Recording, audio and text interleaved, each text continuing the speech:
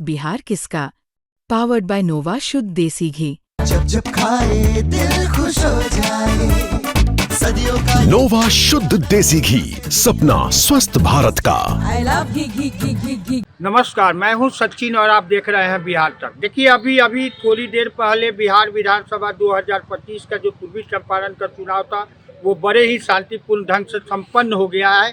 कहीं भी कोई अप्रिय घटना की शिकायत नहीं मिली है और जो वोट का प्रतिशत है वो 72% से अधिक जाने की संभावना बताई जा रही है। ऐसे में इस जिले में बम्पर वोटिंग हुई और बम्पर वोटिंग के बीच में इस जिले का मिजाज क्या है, इस जिले में की मुद्दे क्या रहे हैं, इस जिले के लोगों ने किन मुद्दों को लेकर अपना मत का प्रयोग किया है, ये जानने के लिए हमारे साथ जिले के आज कई सीनियर पत्रकार हैं जो आज हमसे बात करेंगे उनसे और बताएंगे कि क्या स्थिति, रियल स्थिति क्या है। हमारे साथ नरेंद्र झा जी हैं, राजन दत्त द्विवेदी जी हैं, कौशिक जी हैं, संजय कौशिक जी, संजय पांडे जी हैं और संजय उपाध्याय जी हैं।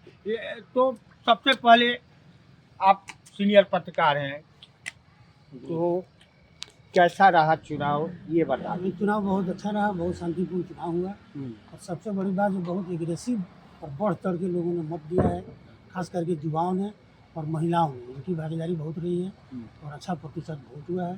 शांतिपूर्ण ढंग से चुनाव संपन्न हुआ। क्या मुद्दा रहा इस बार? मुद्दा मूल रूप से बेरोजगारी और विकास, ये दो मुद्दा हावी रहा।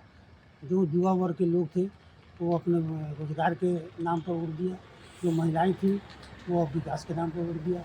महिला ज़्यादा एग्रेसिव थी, सरकारी जो लाभ मिला है या जो विकास हुआ है उससे ज़्यादा इफेक्टिव थी, उसको लेकर बढ़ चढ़ के युवाओं ने किस आधार पर, किस युवा का मूल था पलायन, बेरोजगारी, इसको लेकर किया। क्या लगता है ये चुनाव किस ओर जा रहा है आपके अनुसार? फाइनल में क्या हो? नहीं, मिला जुला के तो चुनाव लगता है यहाँ जो इंडिया गठबंधन की हो रही है। राजन दत्त द्विवेदी है, सीनियर पत्रकार हैं। ये तो सबसे पहले आपका स्वागत है और भाई ये जानने का प्रयास कर रहे हैं हम लोग कि आखिर यहाँ का जो विधानसभा चुनाव रहा, कैसा रहा चुनाव, कैसा किस नज़र से देख रहे हैं? बहुत ही सचिन जी सुंदर रहा और जिला प्रशासन ने पूरी सुरक्षा व्यवस्था के बीच यहाँ शांतिपूर्ण चुनाव को संपन्न कराया और लोगों ने बढ़ चढ़ कर अपनी मताधिकार के प्रयोग में हिस्सेदारी निभाई। यह बहुत बड़ी बात है कि बम्पर वोट इस बार पूर्वी चंपारण ने किए हैं। 72% से ऊपर लोगों ने मताधिकार का प्रयोग किया है। यह बहुत बड़ी बात है। क्या इसको किस नज़रिए से देखते हैं आप? ये यह बदलाव का सबसे बड़ा संकेत है और यह पलायन और रोजगार के लिए बहुत बड़ा यह संकेत है। और विकास तो मुद्दे पहले से सारे राजनीतिक दलों के भी रहे हैं और विकास तो हर किसी के हैं मुद्दे, लेकिन पलायन, रोजगार और विकास, ये तीनों जो है मुख्य मुद्दे रहे। महिलाओं का क्या रूप था? महिला जो थी यहाँ, महिलाएं भी बहुत जागरूक दिखी। हर बूथ पर वह जो है सबसे एग्रेसिव दिखी। उन्होंने जमकर वोटिंग की। पुरुषों से पहले महिलाओं ने वोट देने के लिए बूथों पर नजर आई। उनमें भी विकास, पलायन और रोजगार के लिए, अपने बच्चों के शिक्षा के लिए वो नजर आई, दिखती नजर आई। चलिए, संजय कौशिक जी है, सीनियर जर्नलिस्ट है। सर ये बताइए कि ये चुनाव को किस नज़रिए से देख रहे हैं आप? कैसा है? ऐसा चुनाव कभी आपके कई चुनाव आपने कवर किए होंगे, तो इस चुनाव को किस नज़रिए से देख रहे हैं? देखिए, चुनाव तो चुनाव है, लोग अपना मताधिकार का इस्तेमाल करते हैं। पहले की अपेक्षा जो है सो बहुत चीज़ें बदली। अब लाइव 100% बूथों का लाइव जो है सो किया गया जाना है। इस जिले में 4000 से अधिक 4100 मतदान केंद्रों का एक बड़ी बात थी, वो हुआ। शांतिपूर्ण तो रहा ही। वोटिंग रेशियो अप्रत्याशित है और ये 70+ जाना एक बड़ी बात है। ये बड़ा संकेत देता है। क्या संकेत दूसरे देता है? संकेत ये देता है कि भाई आप देखेंगे वोटिंग रेशियो में तो महिलाओं की भागीदारी जो है, पहले आप देखते थे कि पुरुष अधिकतर मतदान करते थे, अभी महिलाओं की भागीदारी जो है सो पुरुषों से अधिक हो गई, एक बड़ी बात है। दूसरा है, दो वोट बैंक थोड़ा सा आप देखेंगे तो एग्रेसिव ज़्यादा था। वो महिलाएं थी, जुआओं में उत्साह अधिक दिखा। दोनों वर्ग जो है सो महिला और जुआ ये उत्साहित थे, और इन लोगों ने भागीदारी अपनी जो है दिखानी थी। उनके मन में जो चीज़ें थी वो वोट बैंक वोटिंग कास्ट के हिसाब से उन्होंने अपना काम किया। ऐसे ओवरऑल इस ज़िले में जो पिछला रिजल्ट है उसमें 12 में से 9 एनडीए को था, 3 राजद गठबंधन को था। इस बार इसमें चेंज हो, इस बार जो है एनडीए की सीट संख्या एक आध का अंतर हो सकता है, घट सकता है। लेकिन अब इस पर 100% इसलिए दावा नहीं किया जा सकता है कि महिलाओं का वोट जिस रेशियो में गिरा है वो पहले के रिजल्ट को बढ़ा भी सकता है। उस रिजल्ट को प्लस का, जैसे 9 मिला था उसको 10 कर सकता है।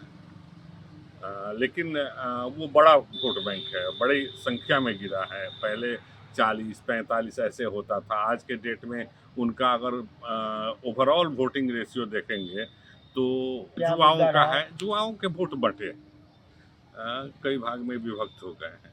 कुछ एनडीए के साथ भी हैं, कुछ बदलाव चाहते थे भाई, उनको तो किसी जंगल राज, किसी राज से मतलब है नहीं, उनको रोजगार, नौकरी, ये सारी चीज़ें उनके लिए मुद्दे थे। तो उन लोगों ने अपने हिसाब से वोट दिया, कुछ जनसुराज को दिया, कुछ लोगों ने जो है सो महागठबंधन को दिया। ऐसी स्थिति रही, लेकिन महिलाओं का रुझान जो रहा है वो बड़े पैमाने पर एनडीए की तरफ रहा। चलिए, मेरे साथ संजय उपाध्याय जी है, दैनिक जागरण के प्रभारी है, काफ़ी सीनियर जर्नलिस्ट हैं। चुनाव तो संपन्न हो गया, काफ़ी बम्पर वोटिंग हुई है, किस नज़रिए से देख रहे हैं? देखिए, इस बार का चुनाव जो है बिल्कुल उसी तरह से है जैसे अभी खेती का सीज़न है, धान की फसल खेतों में पककर तैयार है और किसान उसको, अन्नदाता उसकी कटाई कर रहे हैं। तो 5 साल में किसने क्या किया, ये बिल्कुल उसी तरह से इस बार राजनीति की फसल कटी है। जैसे खेतों में पड़े डंठल काटने के बाद जब किसान धान काटते हैं तो डंठल सुखाया जाता है और तब उसको घर लाके उसकी दौनी होती है, अनाज आता है। ठीक उसी तरह से राजनीतिक दलों के लिए इस बार वोट को सहेजना था। और इस बार के चुनाव के वोटिंग ट्रेंड को आप देखेंगे तो इस बार युवा मतदाताओं ने, महिला मतदाताओं ने बढ़ चढ़ के मतदान में हिस्सा लिया, बदल गया। एक माहौल बदला है, एक नए माहौल का जन्म हुआ है और ये सृजन की नई कहानी की पटकथा लिखी जा रही है। तो आपके कहने का अर्थ कहीं बदलाव, कहीं बिहार तो नहीं बह रही? नहीं, देखिए, बदलाव कई मायनों में। एक बदलाव इसलिए भी होता है जो यथा स्थिति है वो बनी रहे और इससे आगे जाना है। मतलब समझ गए होंगे आप मेरा, यथा स्थिति में बने रहना और उससे आगे बढ़ने की स्थिति है। इसमें एक कंफ्यूजन जो युवा को लेकर है, तो युवा और फर्स्ट वोटर दोनों में अंतर है। फर्स्ट वोटर अभी आया है, उसने 15 साल पहले की कहानी या 20 साल पहले की सड़कें, अपराध और सारी चीज़ें, विकास नहीं देखी है, पुरानी स्थिति उनके सामने नहीं आई है।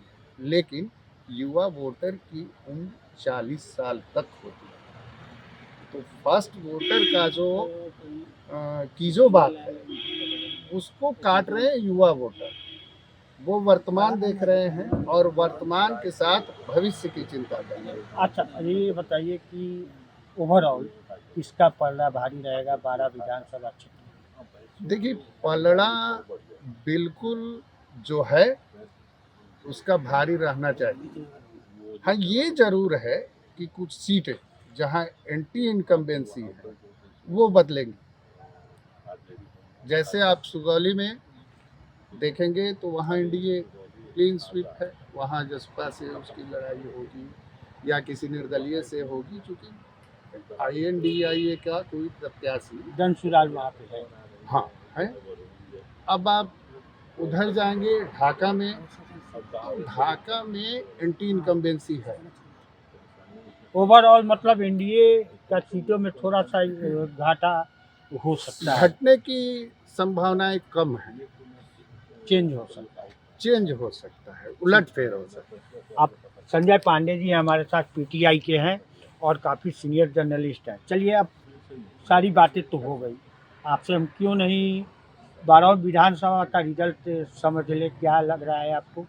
मोतिहारी से शुरू करते हैं, मोतिहारी की क्या स्थिति रहनी चाहिए? देखिए, मोतिहारी में हमने कई बूथों का भ्रमण किया, तो उसमें बताया गया कि बड़ी संख्या में इस बार चुनाव आयोग जो है वो वोटिंग पैटर्न में कई प्रयोग हुए। उसका फ़ायदा ये मिला कि जैसे सभी बूथों पर अर्धसैनिक बल की तैनाती की गई, लाइव टेलीकास्ट किया गया, जागरूक करने के लिए जो है सो कि वोटरों में तरह तरह के विभिन्न माध्यमों से प्रचार किया गया। उसका फ़ायदा हुआ कि बड़ी तादाद में लोग बूथों तक गए और वोटिंग प्रतिशत जो है सो बढ़ा, पूरे बिहार में। तो अब न 2-3 मैटर है कि जो महिलाओं की लंबी एक कतारें देखी गई, हालांकि पहले भी देखी जाती थी, इसके पहले MP इलेक्शन में भी था वो महिलाओं की संख्या बढ़ी गई। वो अभी वर्तमान सरकार ने जो महिलाओं के लिए जो काम किए हैं उसका प्रभाव दिखा, और हमने कई लोगों से बात भी की, कई लड़कियों से जो फर्स्ट वोटर थी और वो बिहार के बाहर नौकरी कर रही हैं, उनसे हमने पूछा तो उन्होंने कहा कि नहीं, कुछ शिक्षा के क्षेत्र में कुछ ऐसा काम करने की आवश्यकता है कि हमें बाहर न जाना पड़े। लेकिन जो वर्तमान सरकार है हम उस पर विश्वास करेंगे, उनसे ही उम्मीद करेंगे। तो ये चीज़ें हैं। नए वोटर के बारे में, जो फर्स्ट वोटर हैं वो ज़रूर दिग्भ्रमित हुए और वो कहाँ कुछ बटे, युवाओं में भी रोजगार हो गया। हालांकि रोजगार वगैरह, जो बेरोजगारी, महंगाई, ये सब हर चुनाव में मुद्दा होता है। मूल बात यह है कि जो कोर वोटर, 2-3 पॉइंट है इसमें 12वें विधानसभा के मैटर में, जिस पार्टी के जो कोर वोटर पहले से हैं उन लोगों ने वहीं वोटिंग की। एंटी इनकम्बेंसी की बात आई, वो भी कुछ हद तक सही है। कुछ बागी प्रत्याशी कहीं से खड़े हो गए, कुछ खेल के चिड़े वगैरह में भी है, तो वहाँ से चुनाव का रिजल्ट प्रभावित हो सकता है। ढाका में भी वहाँ अच्छी टक्कर जनसुराज के प्रत्याशी डॉक्टर दे रहे हैं। इसी तरह की चीज़ें हैं। गोविंदगंज में जो समीकरण है, पिछले बार जो कांग्रेस के जो उम्मीदवार थे अभी जो बदले हैं, उनके साथ जो है और अन्य जो समीकरण, उनके साथ जो जातीय समीकरण या और भी चीज़ें आ गई हैं। तो इस तरह से कुछ जगह थोड़ा सा, अब जनसुराज हर कहीं से, हमें तो नहीं लग रहा है कि जनसुराज यहाँ जिले से लीड करेगा, लेकिन वो कुछ चीज़ों को प्रभावित कर देगा।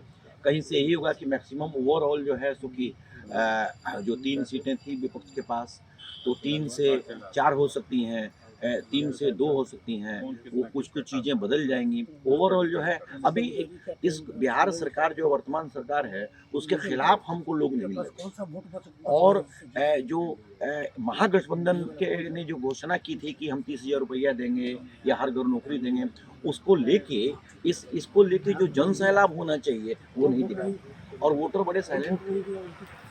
महिलाओं में खास करके जो पूछा गया, तो महिलाएं खास तौर पे कि वर्तमान सरकार से खुश हैं।